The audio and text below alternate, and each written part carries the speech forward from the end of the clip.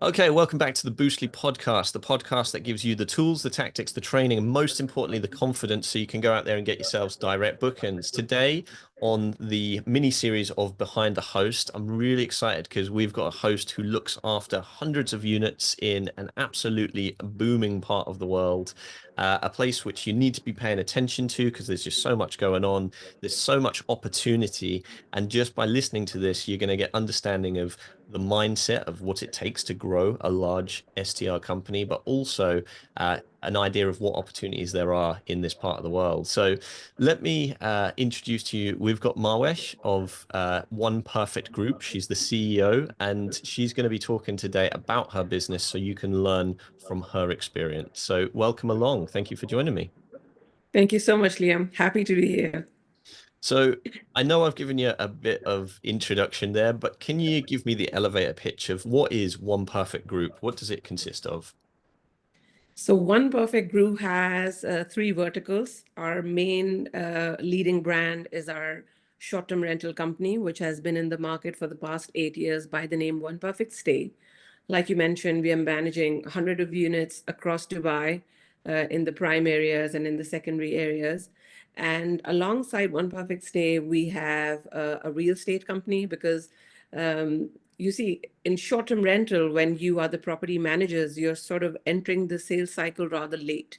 And I'd like to be, at the brink where the investors taking that decision, where exactly to buy and why. So hence, I have One Perfect Real Estate, and most of these units that we get to manage for One Perfect Stay are unfurnished. And Mhm. I always had a flair of aesthetics and interiors. So that has gotten into One Perfect Space, which is our interior and renovations company. So is that a long elevator pitch? No, no, that's good. That kind of gives us kind of the elements to the business. And Yeah, this so is this is one of all we do. it's one of the things which for me as a host, when you're first starting out, and for many of the hosts listening to this, there is always that challenge of, like you say, finding the right property. So when people are looking at growing management, often they're thinking, oh, the landlord's got to furnish it, and that's a barrier for that landlord to do. So if you can say, hey, you know, my other company can furnish it for you. This is the fees for that. You've removed the problem for them Right. and created an extra service and extra income for one of the companies. So that's a great idea. So talk us through why Dubai? Why is that the area that you're specializing in, and who tends to stay in the properties? To be honest, Dubai, because I've been here for the past 15 years, Dubai has always been home for the longest time. And of course, Dubai being the touristy place that it is, the focus is on hospitality. And to be honest, my entrance into this space was quite coincidental. Before this, I was a 9 to 5 salesperson for IBM, and seeing the sort of energy that I had, like never ending, always going from one job to the next, I knew that I was meant to be an entrepreneur. And so it coincidentally happened that I met the investor at the right time, where they were just about to put their unit on short-term rental. And I did it up. I did up the place for them aesthetically. I furnished it, and by the time I was finishing, I had a guest to stay there for a couple of weeks. So, literally starting from one unit to hundreds of units. And just because, Dubai is completely service and tourist centric space. So, it just gave me that sort of a head start and a leverage to really grow into that sort of space.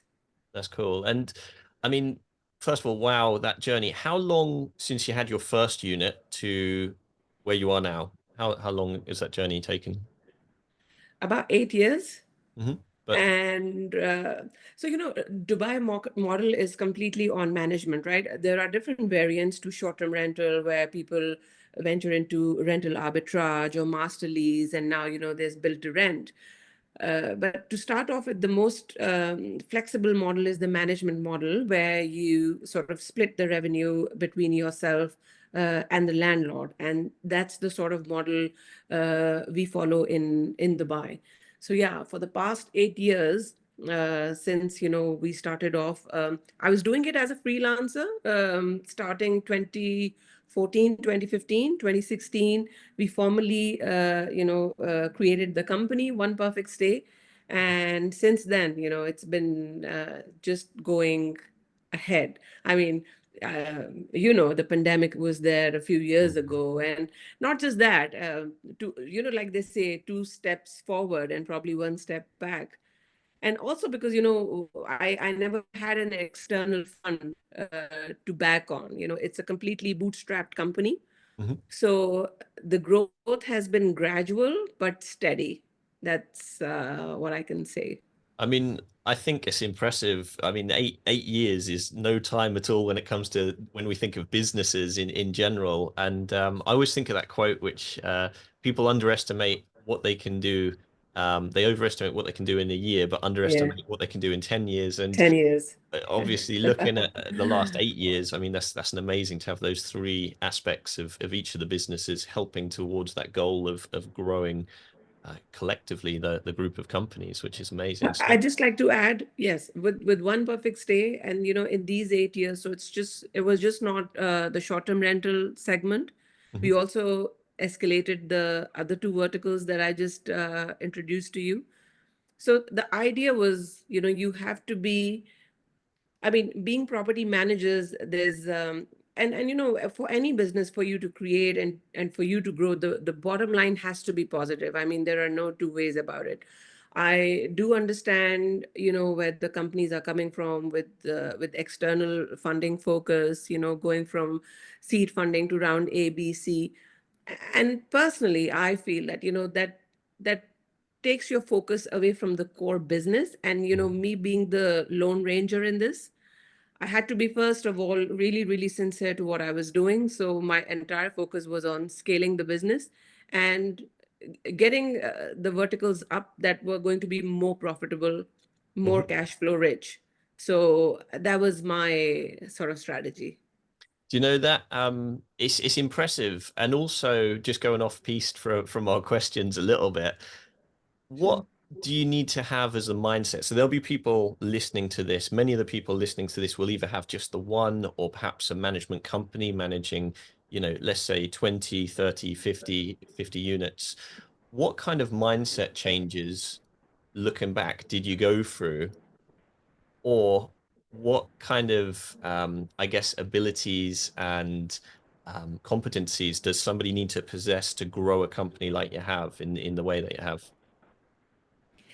Liam, if you see the way I look at it, I think there are two kinds of people. One who are inherently entrepreneurship minded and they think like an entrepreneur. I don't know whether it's in your genes or, it's in your blood. And the other lot is, who are meant to be in a corporate or a 9 to 5 setup, let's say. There are just no two ways about it. And even, when there are people coming to join my team and I'm interviewing them, that's the only thing I see, the mindset. It doesn't matter where you are in your life at that particular moment, but it's just about, where you want to go. And I think if you personally talk about me, I think it was always about, what's next? What's next? I would never just say that, okay, this is it. Even, I mean, today when we're recording this podcast, I have my future plan laid out based on, how the market is changing. But yeah, one thing that really sets the tone is you got to be ready for the next step. And I think not having no as an answer, like these are the cliched probably phrases, but I've lived by them. Keep going. Doesn't matter even if you're taking two steps forward and one back. If you're clear in your mind that what does growth mean for you, if you don't give up, you will eventually get there. I Like like if I look at my goals 5 years back, they were naive, they were innocent compared to what I'm aspiring to do now. I mean, not just aspiring, but having the plan laid out in front of me. So yeah, I'd say just keep growing and keep improving. don't stay at a place for too long.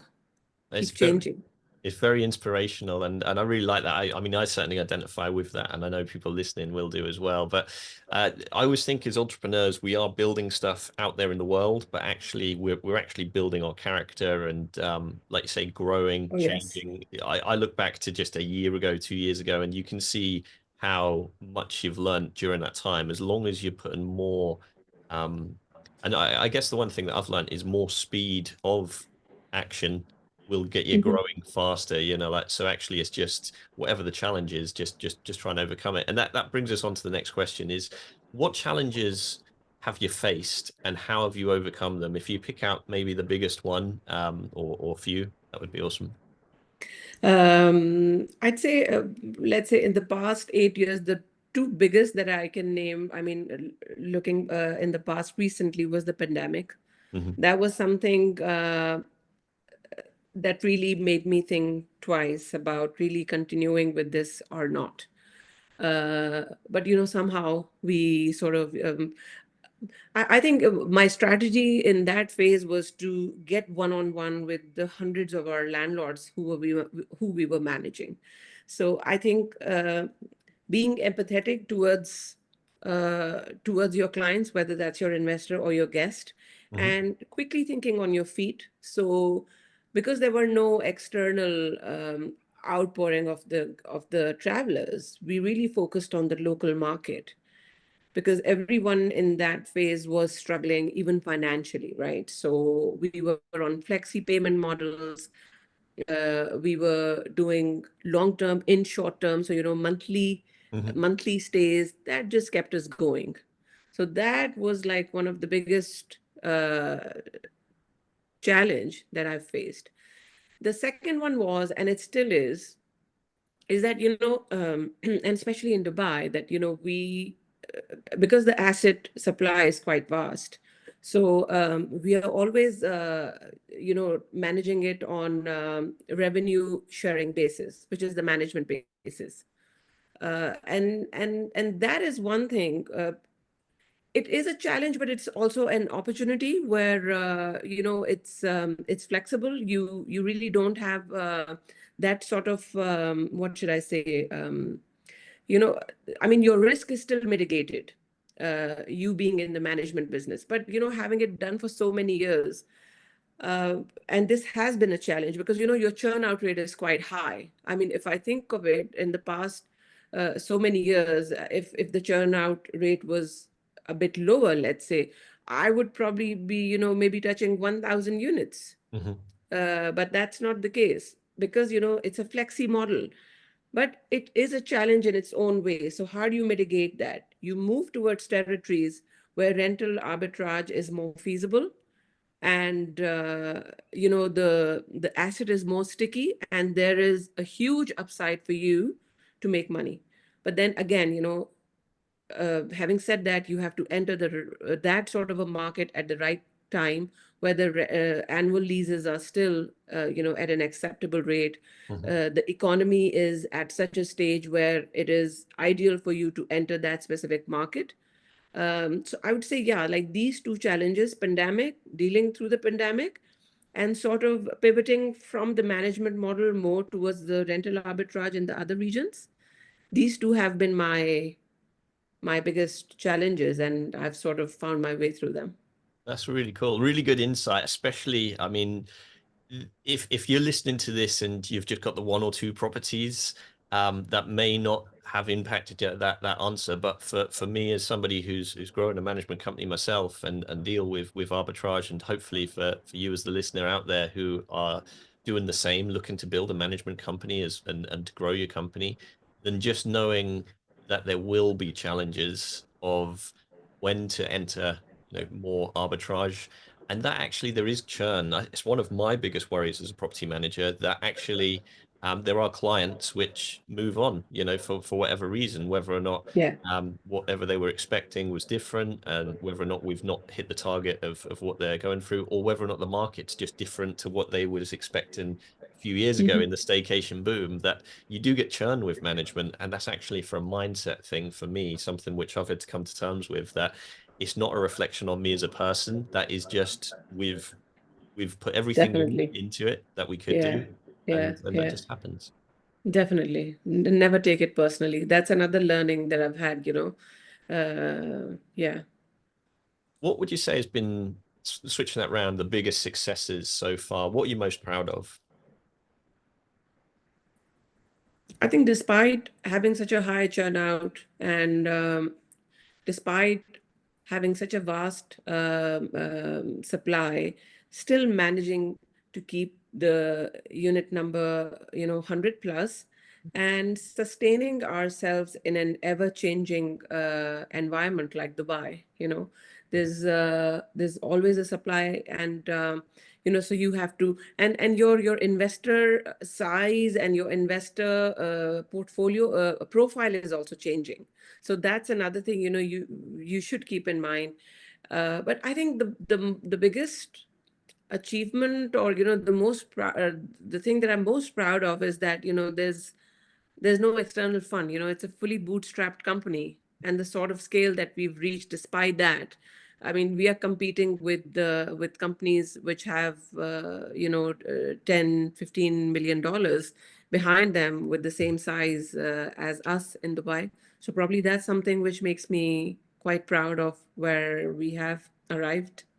It's amazing, and congratulations on hearing it, because Thank you. uh, knowing that it can be done is the first step for people listening to this. That actually there is a path. There will be challenges, but ultimately the success is on the other side of those challenges. So, diving into, say, some of the actionable tips for the listeners. I know, and again, going off piste from our questions, I know one of the things they'll be interested in is, at what stage did it go from you looking after just a few properties to building that team, which of course helps you with the properties at the moment. Was there any particular um, first hire, or the hires which have made the most difference, when you've grown your business? You mean what was the turning point between between Yes. reaching that sort of a scale? Yeah, especially regarding the team side of things. So, was there a moment where you were able to bring in somebody to be more kind of front line so you could focus on the business? What sort of size did you have to reach to do that? Yeah, like I was saying, the first 100 units are the most challenging. So I think after reaching that 100 mark, it just got a bit easier. And probably, there is a mental shift where you reach the first hundreds. It just becomes part of your system where you're also used to the churn out rate, but you still know that, you will keep growing. And definitely, I mean, all the credit goes to my team, because again, when I was busy scaling the other verticals, it's the core team that's taking care of the marketing and the operations, our check-ins and our checkouts, and of course marketing these hundreds of properties to maintain an occupancy of 85% year on year. So but exactly when it happened, I would say, yeah, after reaching the first 100, that's when it happened. Nice, nice. And when it comes down to the tech that helped you to get there, what sort of tech do you use in your business? Feel free to drop the brand names and stuff like that. We're very open to that. And why do you use those pieces of tech? Yeah, definitely. So we are completely tech enabled. We have a complete property management system.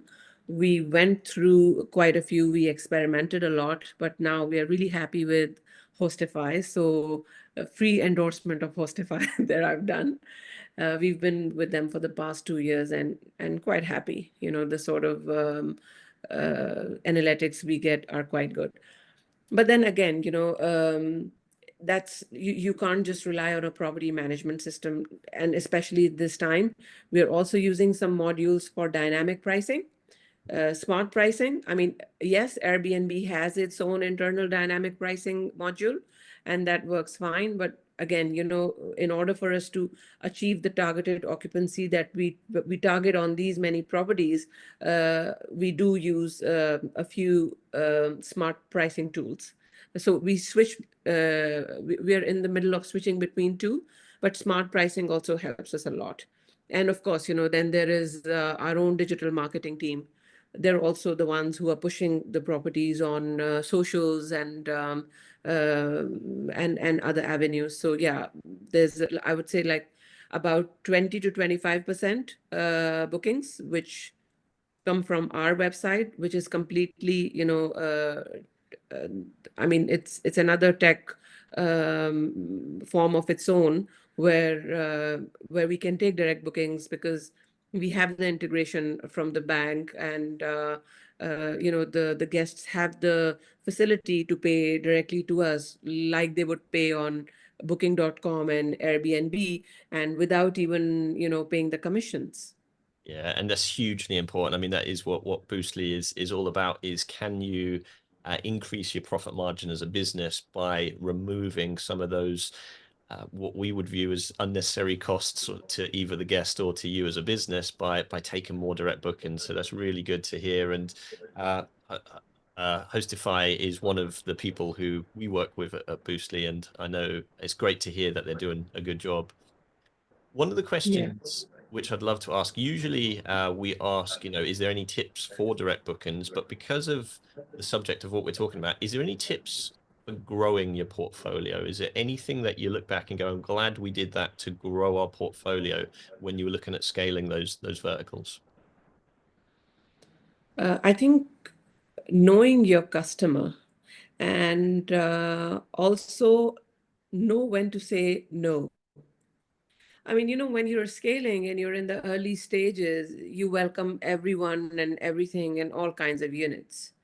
So, but I think after, let's say, 50, 60, 70, you are at that space where you do have that liberty to say no. And, Mhm. not every kind of asset will not work. So I think being honest with our investor, telling them exactly if this will work on short-term rental and why, if it will work, and why it will not. So probably, that's one thing.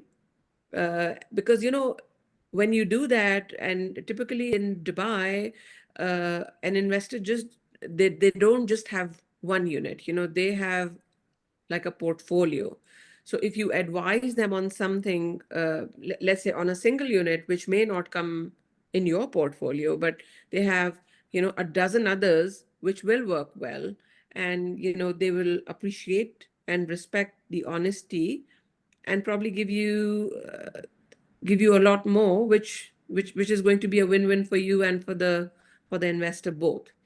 So yeah, I think being honest to the client, and then saying no to someone who may not understand the short-term rental business too well, because it doesn't work for anyone and everyone.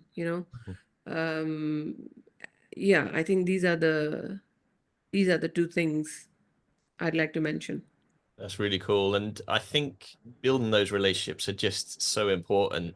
One thing for me that I've checked out recently, I subscribe to AirDNA, and it was interesting to see some of the biggest competitors in my area. You can actually see the churn rate of clients that they take on. And actually, it was eye-opening to me for the, yes, you'll need to, there will be customers who leave, but actually, as long as you're taking on more units and your churn rate is as low as it can be, obviously, Mhm. then your Mhm. business is in the right direction, which is amazing to see, and really appreciate those insights. What would you say to yourself if you could go back those 8 years and have a chat with yourself? What advice would you say to give yourself like a head start? For the head start, um, that just keep going. Just don't stop. Don't overfret. Don't overthink. Hmm. And honestly, that's my philosophy about everything. Earlier I used to be so ashamed of asking questions. This is like my early years when I was in my early 20s. I would be so afraid to ask questions that, somebody would judge me for asking such a basic question, but someone needs to ask that question to get an answer. So yeah, I think that would be my advice to my younger self, that ask questions, don't overthink, don't take yourself so seriously. People have other things to do rather than just, sit there and judge you. So probably 100%. that's something I'll tell myself. No, it's good, and I can relate to that. So people out there need to hear that, which is, don't overthink stuff. It's easy to make things bigger and more complicated than it is or needs to be. Yeah. So, what does the future of your business look like? You mentioned there were some plans that you've got. Feel free to share those with us. Yeah, so like I said, I've identified a few regions, and especially in Middle East, because with the sort of initiatives Kingdom of Saudi Arabia is coming out with for the expats and the other nationalities. There's a huge opportunity out there, which I'm exploring in Riyadh with some other strategic partners, and I would really like to venture that into that, probably with rental arbitrage. So that is something I'm eyeing in Saudi Arabia. Dubai is fantastic as it is, and of course, the neighboring Abu Dhabi. It's just like a natural symphony, a natural synergy that just goes hand in hand with Dubai. But besides this region, I would say Europe. I've identified a few cities in Europe, especially in Spain, Barcelona, Italy. And then if we look at America, then it's NYC. And all of these are going to be on the rental arbitrage. So yes, like, initially it was all about being self-funded and completely focused.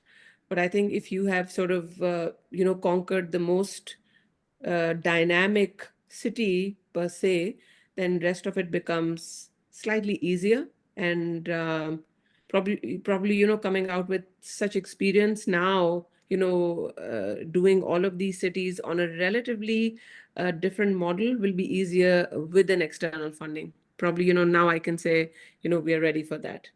We are That's ready for that growth. That's really Yeah. cool. And I mean, just the fact that you're identifying other places, then it's a good sign. I mean, I talk to people sometimes, they go, oh, hospitality, is struggling and all of this stuff. But actually, there's always opportunity in any industry, and especially with the changes which is happening in our industry, the different areas.